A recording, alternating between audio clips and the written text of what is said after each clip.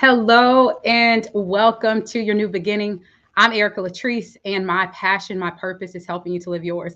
So I'm very excited to show up on today's message because this is one that has been encouraging me throughout the day. And my prayer is that it encourages you to step out and do more and be more and show up as who God has called you to do and to be. So if you're not familiar with this channel, I do want to just give you all an update of what's happening here, what's going on, how you can be connected, and what you can expect. And what I really want to drive home for you today is that it is so important that we're renewing our minds daily. Now, granted, sometimes I just want to show up once every, 5 months. I don't know, because life happens. But I want to be very intentional about showing up consistently for you all because I know how important it is for us to get up every single day.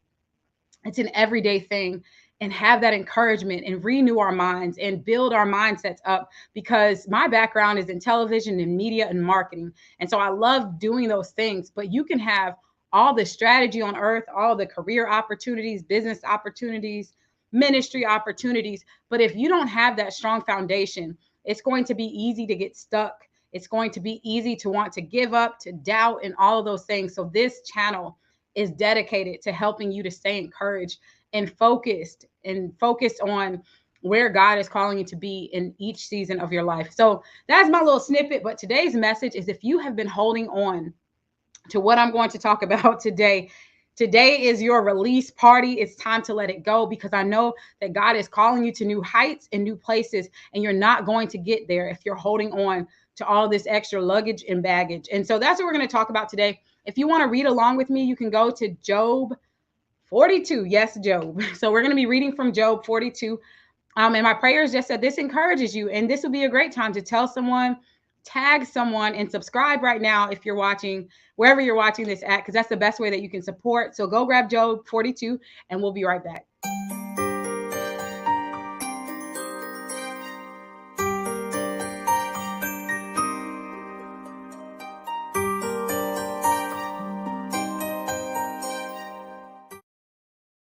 All right, so just to give you a little background, if you want to read more, you can start at verse 7. I'm going to kind of skip through this a little bit for time purposes, but definitely I would encourage you to read all of Job. It's definitely like a challenging story to read. It's sad when you see all the things that Job had to go through, but it has such a beautiful ending of restoration. So we're at this place where his friends have been not so friendly. That's pretty much where it's at. And God has given them um, basically a warning that his wrath is kindled against them. And at this time, they haven't spoken to him accurately. They haven't spoken to Job accurately. And this is their moment to get forgiveness. And this is their moment to go and humble themselves before Job. So that's pretty much what verse 7 and 9 are going. So they go to Job and Job prays for them. And this is verse 10 where I'm going to start. This is chapter 42, verse 10. After Job had prayed for his friends, the Lord restored his prosperity and doubled his former possessions. All his brothers and sisters and prior acquaintances came and dined with him in his house. They consoled him and comforted him over all the adversity that the Lord had brought upon him. And each one gave him a piece of silver and a gold ring. So the Lord blessed Job's latter days more than his first. And it goes on to talk about all of the things that he had in his latter days. You literally could just put comma, and Job lived happily ever after. His children were blessed. He was blessed. He had full life, and so much came from that. But what I want to hone in on is releasing those people. It wasn't until Job prayed for his friends that we saw this shift of restoration. And I think that's such an important thing to look at because sometimes we can get distracted. And I'm not like saying you, notice I said we because we all can experience this. I know, like, being vulnerable, being on the internet and sharing, sometimes I get frustrated. I'm like, I know they didn't come into the comment section and say XYZ. Like, who would say something like that?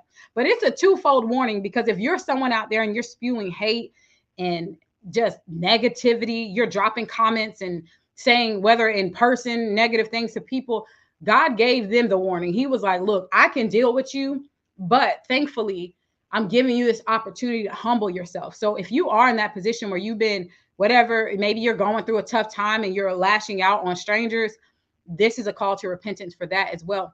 But what I really want to focus on today is being able to release people.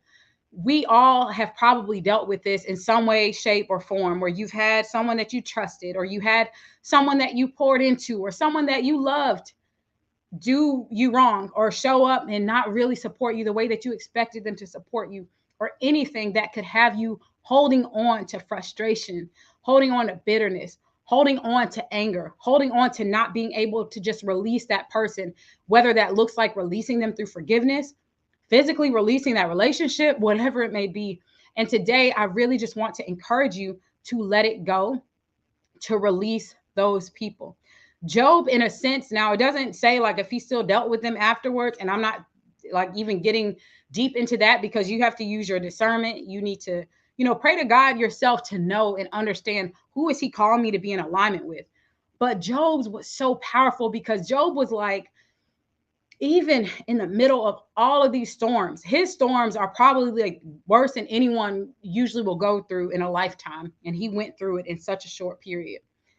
Yet, even though he had every excuse to be like, you know what, I already lost enough, forget y'all, I'm not praying for you. Like, he could have very well pushed them away when they were obedient to God and coming for that, for Job. But instead, he prayed for them. And it's just so amazing to me that it felt like an immediate restoration. Now, granted, I wasn't there, so I don't really know the time frame. I'm just reading, but it was in the same, pretty much the same sentence, literally in 10. And after Job had prayed for his friends, the Lord restored his prosperity and doubled his former possession.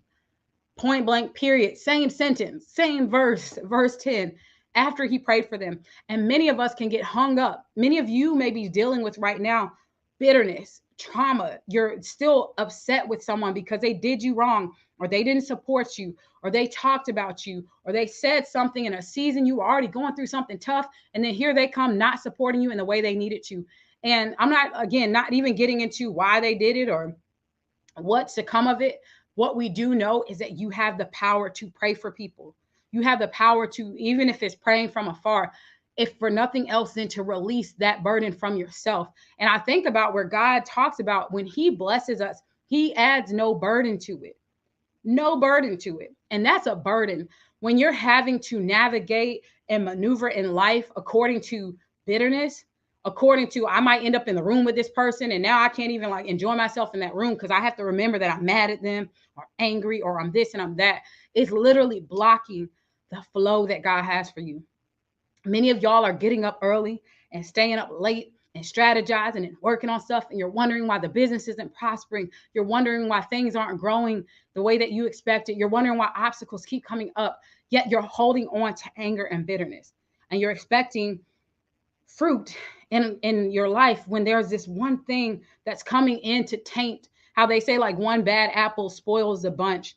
It's like you can't have fruit and flow and just good things coming to you and excitement and joy. But then as soon as this one person shows up, you have to hold on to that toxicity, that negativity, that anger, that frustration. It's not worth it. That person, quite honestly, is not being harmed nearly as much as you are by hanging on to bitterness, unforgiveness. It's really a block. And it's been on my heart today, like just thinking about it in the past several days. And I really just wanted to come on and encourage you to release those people today. Release them. Let them go. You don't have to talk to them. For many of them, you may not ever even interact with them for the remainder of your life. So it's not even worth hanging on to that. And the thing that I thought was so cool about how Job stepped into his restoration was that he didn't just say, like, I forgive you. He prayed for them. And I know that there have been times where there were people that I was frustrated with, hurt by, dealing with challenges from, and I had to get to a place where I was just praying for them. And I'm talking about genuinely, this may sound crazy, but seriously, I was like praying hard, like, Lord, please just bless them. I pray that everything their feet touch, their hands touch, that they'll just be blessed. And the irony is, even when I look at some of these people and I'm seeing them blessed, sometimes we can go back to the bitterness. Well, now, God, why are you giving them all these blessings, and they did this? But it's like a daily thing. And that's why I'm so intentional. I have struggled, just being honest with you, about the content that I put out, because I know where my business passion is, and that's in like developing income streams and entrepreneurship. And I've just taken a leap into real estate and doing media and marketing. But at the end of the day, all of that is fruitless and it's pointless if you don't have a strong, solid foundation. You can have all the marketing on earth. And I'm looking at this. I'm seeing people who have risen to what we would call the top in this lifetime: celebrity, fame, fortune, and they're miserable. They're hurting, they're in pain on a daily basis. There's no foundation. And it's so important that as you navigate through your time on this earth, that you have a strong foundation. And that is why I'm showing up. That's why I'm encouraging you today. I'm telling you right now, the best thing that you can do, I believe, is to develop a walk in a relationship with God for yourself. So then you're not even holding on to, not only not holding on to bitterness, but not even worried about the opinions of those others. When the I'm a probably like butcher their names, but these were the friends of Job, when Eliphaz and Bildad and Zophar is coming to your life speaking nonsense or negativity or telling you this, that, and the third. Or even the thing that's all ironic to me is that God spoke to them. So sometimes we see people coming in the name of the Lord. Like, these are people that are coming and swear up and down they are sold out, sanctified, and set apart, and they're speaking absolute nonsense.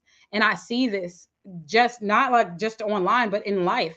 We see people that may come, but it doesn't matter what they're coming disguised as. You have the opportunity every day to seek God for yourself, to have that walk for yourself. And that's why I'm telling you where I'm reading from. Read it for yourself. Let God reveal himself to you, because when we do that, when we're renewing our minds daily, when we're building up our faith, and faith comes by hearing, hearing by the word of God, that's when you can navigate. I would encourage you to go to Joshua 1 as well, when God was laying out what true success was. And I'm not going to name any names, but it's just really been heavy on me, because I keep seeing like people, like I've had the amazing privilege to interview celebrities I would have only dreamed of meeting in a lifetime. And I've been able to be on stages I could have only dreamed of. And when I see that we're all just people, we're all just humans. So we can't put anyone on a pedestal or believe that just by hitting certain levels in your life or in your business is going to sustain you, because it's not. And that's why I always like just push to you or encourage you, like, don't be afraid to trust God and know God for yourself. It's great to get messages. It's great to hear from others. It's amazing when you can have that accountability and partnership and alignment, but there is nothing like God revealing himself to you personally, and you're able to walk in that. So that is it, y'all. That is my message for today. Release those people. So many of you, your breakthrough is here. It's on the horizon. That restoration, it happened rapidly. It happened quickly for Job. And I've shared even in times past that it will happen fast. And I've seen it in my life where when God brings that thing about, when you break through, and especially when it's something that's just been held up and delayed and you can't figure out why. And when God starts showing you these moments, I know many times in my life where God started revealing to me, this is what's holding it up: your obedience, your consistency, your showing up, your trusting me, your prayer life, whatever it may be obedient, do it. But today's message is release those people. Don't give them another inch. Don't give them a mile. Don't give them a yard. Don't give them any other room in your headspace or in your life to block what God is trying to do for you. So many of you, I pray that if this message is for you, that it resonates with you, that it comes to mind who you're holding on to, who are those people that you need to release, that you need to just pray for and move forward, because God is restoring, and I'm seeing it in so many people's lives. I'm seeing it happen rapidly. And you may think that you're behind. You may think that you've missed out. You may think that it's too late, but I'm telling you, God is restoring. God is a God of restoration, and we see it time and time again. So get in position for your restoration. Be obedient for your restoration, and watch how God brings things to pass for you. So that's it for real this time. If this message encouraged you, tag someone, tell someone. The best way that you can support what I'm doing is to subscribe here.